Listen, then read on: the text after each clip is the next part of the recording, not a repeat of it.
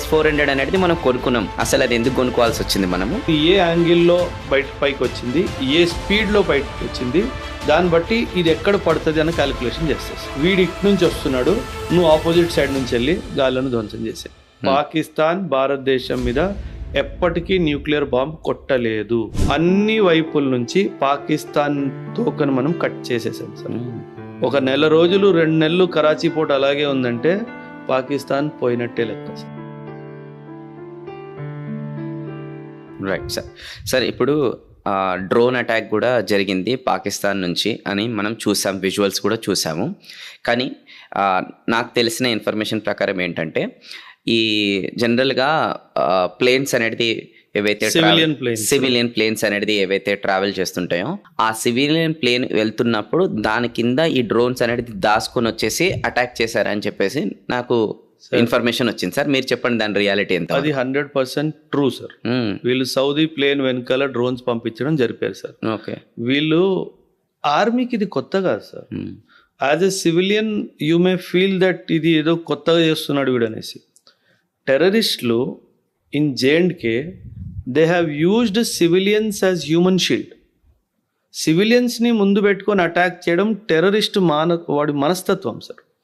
So army understands this. So వీడు ఒక plane airline, civil airlines వెళ్తుంది, దాని కింద దాని వెనుక డ్రోన్ పంపిస్తున్నాడు. మనం దాన్ని అటాక్ చేయడానికి వెళ్తే ఫస్ట్ ఎయిర్ క్రాఫ్ట్ తగులుతుంది కదా సార్. అందులో సివిలియన్ చచ్చిపోతే ఇండియా వాళ్ళు సౌదీ ప్లేన్ని నాశనం చేశారు అని చెప్పి సెంట్రల్ మీడియాలో, ఇంటర్నేషనల్ మీడియాలో రావాలని చెప్పి వాడు దుస్సాహసం. ఎంత చీప్ సార్. వీళ్ళు చీప్ అండ్ సార్, వాళ్ళకి హ్యూమనిస్టిక్ యాంగిలే లేదు సార్. సార్ ఆ డ్రోన్ కూడా వెళ్ళి ఆ ఫ్లైట్ టచ్ చేసే అవకాశం ఉంది, ఆ రిస్క్ ఫ్యాక్టర్ కూడా ఉంది కదా సార్. వాళ్ళకి ఫరక్ పడదు సార్.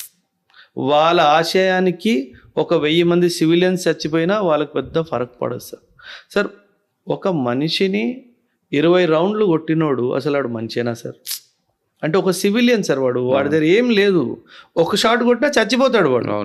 20 కొట్టాడంటే వాడికి ఎంత కసి ఉంది అంటే, నేను ఇది తప్పు చేస్తున్నాను అన్న ఆలోచన లేదు, నేను ఎందుకు చేస్తున్నాను అన్న ఆలోచన లేదు, దీంతో నాకు వచ్చేది ఏంటి అన్న ఆలోచన కూడా లేదు. అలాంటి వాళ్ళు ఇంకా ఈ ప్లేన్ షీల్డ్ ఇదంతా కామనే వాళ్ళకి. So army, air force, navy వీళ్ళకు ఈ స్ట్రాటజీస్ అన్నీ అర్థమవుతాయి సార్. సో మేము ప్లాన్ చేసినప్పుడల్లా ఆపరేషన్స్ అన్నీ ఇవన్నీ అకౌంట్ ఫర్ చేసుకునే ప్లాన్ చేస్తాం. సో అది ఖచ్చితంగా నిజము, but we have counter strategy for that also. Right sir. Sir ఇప్పుడు బ్లాక్అవుట్ అనేది కొన్ని స్టేట్స్లో మన దగ్గర జరుగుతుందనమాట నైట్ కాగానే.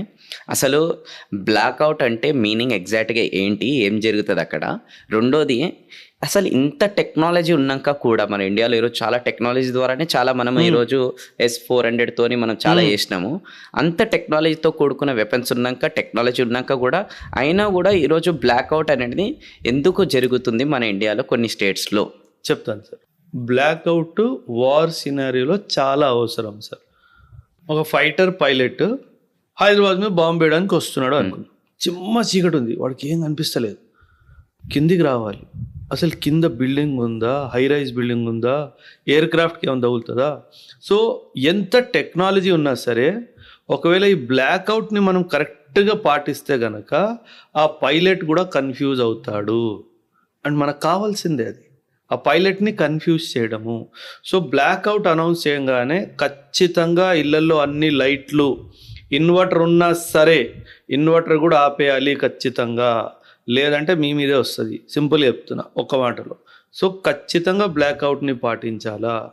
బయటకు వచ్చి బాల్కనీలో నిల్చొని వీడియోలు తీయడము అయ్యాలంటే చెయ్యొద్దు, ప్రాణ నష్టం జరుగుతుంది. సో ఎయిర్ సైరన్ మోగితే అందరూ వాళ్ళ ఇళ్ళలోకి వెళ్ళిపోవాలా. అండ్ బ్లాక్అవుట్ వస్తే ఖచ్చితంగా బ్లాక్అవుట్ని పాటించాలా. రోడ్ల మీద తిరగడాలు అన్నీ చేయకూడదు. మీ ఇంట్లో మీరు సేఫ్గా ఉండాలా. ఈ కిటికీలు, డోర్లు ఉంటాయి కదా, మన ఇంట్లో బీరువాలు, ఏమన్నా ఇనుప సామాన్లు పెద్దవి ఉంటాయి కదా, అవి కిటికీలకి ఎదురుగా పెట్టుకొని మనం సేఫ్గా ఉండాలి. ఎందుకంటే ఐరన్ స్ప్లింటర్స్ ఎక్కడి నుంచి వస్తాయో మనకు తెలియదు. కాబట్టి ఇలాంటివి ఏమన్నా భారీ వస్తువులు తలుపు ఎదురుగా కానీ కిటికీ ఎదురుగా పెట్టుకొని మనం మన ఇళ్లలో సేఫ్గా ఉండాలి. కానీ మన ఇండియాలో ఆల్రెడీ ఇప్పుడు చాలా పెద్ద ఒక ఆల్టర్నేట్ ఆప్షన్ మనకు ఉన్నాక కూడా ఎందుకు బ్లాక్అవుట్ చేస్తున్నాను అనేది నాకు ఇంకొంచెం చెప్పండి సార్. అదే ఆల్టర్నేట్ ఆప్షన్ వచ్చేసి S400. అసలు S400 అనేది ఇంపార్టెన్స్ ఏంటి అనేది కూడా చాలా మందికి ఇక్కడ తెలియదు. అది ఎంత సేవ్ అనేది మనల్ని చేసింది అండ్ అంత పెద్ద గ్రేట్ వెపన్ అనేది అసలు మనము ఎట్లా తెచ్చుకున్నాం అది. అండ్ నేను ఇంకా కొంచెం ఎంక్వైరీ కూడా చేశాను అనమాట, రీసెర్చ్ లైఫ్. అసలు S400 అంటే 400 కిలోమీటర్స్ రేంజ్ వరకు అది ఏం మిసైల్స్ అనేది ఏమొచ్చినా, ఫ్లైట్స్ వచ్చినా, ప్లేన్లు వచ్చినా, ఈ జెట్స్ వచ్చినా, ఏదున్నా సరే, డ్రోన్ వచ్చినా అది వేసి పడేస్తుంది అని చెప్పేసి నా ఒక నాలెడ్జ్ ప్రకారం. If correct me anything is wrong. రెండోది వచ్చేసి ఏంటంటే S300 ఉంది మార్కెట్లో, రష్యా దగ్గర S400 ఉంది, S500 కూడా ఉంది, S600 కూడా ఉంది. అయితే మనం S400 అనేది మనం కొనుక్కున్నాం అనేది తెలిసింది. అది ఎట్లా కొనుక్కున్నాం, ఎంత కొనుక్కున్నాం, అసలు అది ఎందుకు కొనుక్కోవాల్సి వచ్చింది మనము, అండ్ అది రోజు ఎట్లా సేవ్ చేస్తుందని చెప్పండి. రెండోది వచ్చేసి ఏంటంటే చైనా కూడా ఏదైతే 400, 500, 600 ఇప్పుడు కావాలని అంటే రష్యా ఎవరైతే ఉన్నారో వాళ్ళకి అనేది అమ్మలేదు, అండ్ దాని వెనకాల ఏదో జరిగిందని చెప్పేసి కూడా ఇంకో బ్యాక్గ్రౌండ్లో వేరే న్యూస్ అనేది ఉంది. అది ఎంతవరకు అనేది మనకు తెలియదు. ఫస్ట్ మనదైతే చెప్పండి, దాని తర్వాత వాళ్ళకు కూడా ఇవ్వలేదని కూడా తెలిసిందనమాట. Sir, S400 is a missile defence system sir, MDS అంటారు, మిజైల్ డిఫెన్స్ సిస్టమ్. ఇది పాకిస్తాన్, ఇది ఇండియా. పాకిస్తాన్ భూమిపై నుంచి ఏదైనా రాకెట్ లాంచ్ అయిందనుకోండి, మిజైల్ రాకెట్ లాంచ్ అయిందనుకోండి, ఇక్కడ S400 రడార్ అని ఉంటుంది ఒకటి, అది దాన్ని క్యాచ్ చేస్తుంది సార్. ఇది ఏ యాంగిల్లో పైకి వచ్చింది, ఏ స్పీడ్లో బయటకు వచ్చింది, దాన్ని బట్టి ఇది ఎక్కడ పడుతుంది అన్న క్యాలిక్యులేషన్ చేస్తుంది సార్.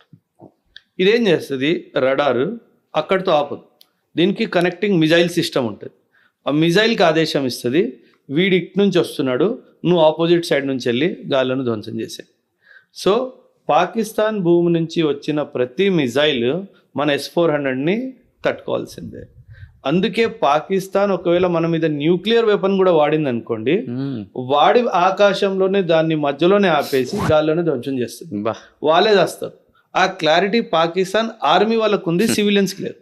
అందుకే ministry of railway, ministry of IB, ministry of agriculture వీళ్ళే చెప్తున్నారు మేము భారతదేశం మీద న్యూక్లియర్ వెపన్ వాడేస్తామని.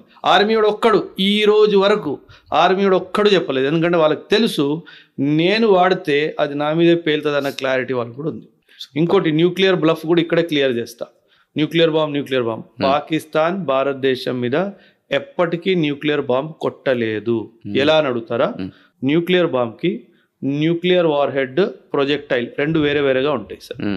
వీటిని ఎప్పుడూ కలిసి పెట్టరు, ఎందుకంటే ఏమైనా అకస్మాత్తుగా జరిగితే ప్రాబ్లమ్స్ అయిపోతాయని న్యూక్లియర్ వార్ హెడ్ని వేరేగా పెడతారు, ప్రొజెక్టైల్ ఏదైతే తీసుకెళ్తుందో దాన్ని వేరేగా పెడతారు. ఓకే, ఈ రెండింటిని కలిపే ప్రాసెస్ని మీటింగ్ అంటారు. ఆ మీటింగ్ ఇప్పుడు మన ఇంటెలిజెన్స్ ఏజెన్సీస్ ఉంటాయి, స్పైస్ ఉంటారు, మన ఇండియన్ స్పైస్ పాకిస్తాన్లో ఉంటారు, వాళ్ళు ఈ రెండింటి మీద నిఘా చేసి ఉంటారు. ఏ రోజైతే మీటింగ్ జరిగిందో మనకు ఇన్పుట్ వస్తుంది. ఆ మీటింగ్ జరిగినప్పుడు కూడా ఇండియా పాకిస్తాన్ మీద అటాక్ చేసేస్తుంది, ఎందుకంటే నువ్వు మీటింగ్ చేసిందే నా మీద వేయడానికన్నా క్లారిటీ నాకు ఉంది కాబట్టి నువ్వు నా మీద కొట్టే ముందే నేను వాడిని కొట్టేస్తాను. రాజ్నాథ్ సింగ్ గారు 2022లో చాలా క్లియర్గా చెప్పాడు, if I get intelligence that Pakistan is going to use nuclear weapon against me, I will preempt that strike అన్నాడు. అంటే వాడు కొట్టే ముందు నేనే వాడిని కొడతాను అన్నాడు. ఈ విషయం పాకిస్తాన్కి క్లియర్గా తెలుసు. మనం ఏం చేసుకుంటామంటే సార్, ఇద్దరము పాకిస్తాన్, ఇండియా ఒక డిక్లరేషన్ మనం సైన్ చేసుకున్నాం. If I am remembering the name of the declaration, Delhi declaration. ఈ ఢిల్లీ డిక్లరేషన్ పరంగా ఏంటంటే మనము మన న్యూక్లియర్ సైట్స్ అన్ని లొకేషన్స్ పాకిస్తాన్కి చెప్తాము, పాకిస్తాన్ వాడు అన్నీ మనకు చెప్తాం. సో దట్ నార్మల్ అటాక్ జరిగినప్పుడు కూడా మనం వాళ్ళ న్యూక్లియర్ ఇన్స్టలేషన్స్ మీద దాడి చేయకుండా ఉండాలి అన్న ఉద్దేశం. సో పాకిస్తాన్ వాడు ఎప్పటికీ మన మీద న్యూక్లియర్ వెపన్ వాడు సార్. అండ్ S400 వచ్చారా, 400 మీరు అన్నట్టుగా 400 కిలోమీటర్స్ రేంజ్లో దేన్నైనా ధ్వంసం చేస్తుంది. కాకపోతే ఒక పెద్ద క్వశ్చన్ ఏంటంటే సార్, డ్రోన్ మీద S400 వాడ్డాం. డ్రోన్ పిచ్క సార్, S400 బ్రహ్మాస్త్రం సార్. సో పిచ్క మీద బ్రహ్మాస్త్రం ఎందుకు అన్నది నా ప్రశ్న. అదొక్కటే సెట్ అవుతే గనక అవసరం లేదు. మిజైల్ వస్తుందా, దాన్ని S400 వాడదాం. ఎయిర్ క్రాఫ్ట్ వస్తుందా, S400 వాడదాము. కానీ డ్రోన్ సార్, ఇజ్రాయిల్ వాళ్ళు పక్షుల్ని ట్రైన్ చేస్తున్నారు సార్ డ్రోన్ని ఢీకొట్టడానికి. అంటే ఒక డ్రోన్ వచ్చింది అనుకోండి, వీళ్ళు ఒక పక్షిని వదులుతారు, ఆ పక్షి కాళ్ళకి కొన్ని బ్లేడ్స్ అవన్నీ పెడతారు, అది వెళ్ళి డ్రోన్ కొడతా ఉంటుంది, ఆ డ్రోన్ కింద పడుతుంది. అంటే వాళ్ళు ఎంత సింపుల్, ఒక లాజికల్ సింపుల్ సొల్యూషన్. మనం కూడా అట్లాంటిది ఏదైనా చేయాలి, జామింగ్ చేయాలి, లేదంటే ఫ్రీక్వెన్సీ బ్యాండింగ్ చేయాలి, కైనెటిక్ ఇంటర్సెప్టర్స్, ఐరన్ మెషెస్ వస్తాయి, మనం దాన్ని చూసి దాని వైపు ఐరన్ మెష్ కొట్టాలి, ఐరన్ మెష్ వెళ్ళి దాన్ని జామ్ చేస్తే అది ఆడనే కింద పడిపోతుంది. సో ఇట్లా మనం కూడా చేయాలి అన్నది నా అభిప్రాయం సార్.